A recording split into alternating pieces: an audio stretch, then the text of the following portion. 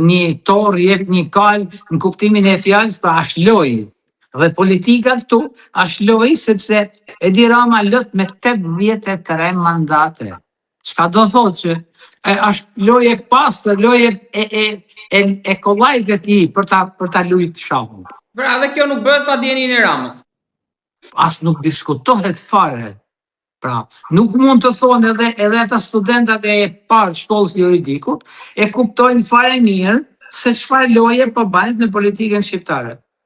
Dhe lufta që bën, pra për të josh me misër, si thonë, si u hell pulave, ishtu i hell Edi Rama P2-s, misra, kokra misrit dhe shkojnë mas kokrave të misrit dhe se kuptojnë botë as P2-ja se çfarë po ndodh. PD-ja po bëhesh e gati tani, duke do nis protestat para zyrave të Ballukut, si në rastin e Veliajt, me shpresën që sikur rrëzoi atë, do rrëzoi edhe këtë.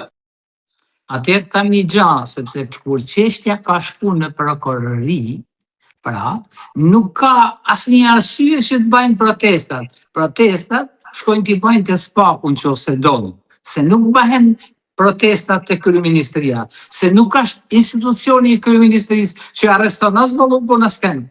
Por ama institucioni derisa ja ka lënë SPAK-ut, ja ka myll gojën, unë po të them që regjizori i Edi Ramës është njeriu më i fortë që ekziston sot për sot. Po regjizori do ta mbajnë detyrë njëri të pandehur që është numri 2? Po nuk është më është akuzë. Pra, ka një kushtetut, ka një ligj, derisa nuk je i denum.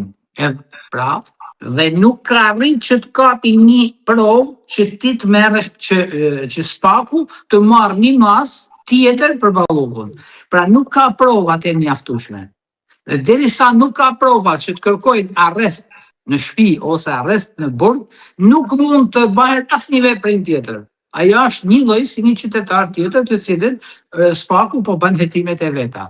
Nëse SPAK-u arrin në një konkluzion që po tani duhet se po na fshefin provat ose po bën diçka tjetër, atëherë SPAK-u mund të marrin masa. Por me këto prova nuk e merr dot për Ballukun, kjo është çudia.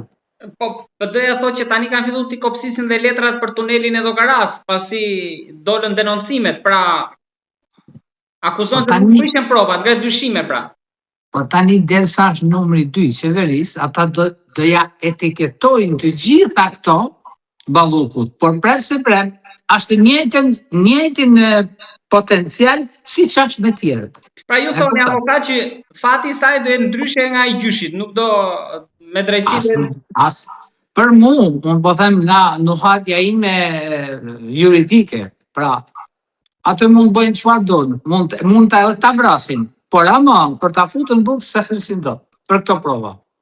Po klanet avokat brenda PS-s, ai Veliajt po ta quajmë sigura, tani i Ballukut është duke u lëkundur. Kush po e sulmon këtë Ballukut, apo është vetë ajo që tha Rama që i lëviz fijet e gjitha? Kjo është gjëja më e kuptueshme që ekziston në botë.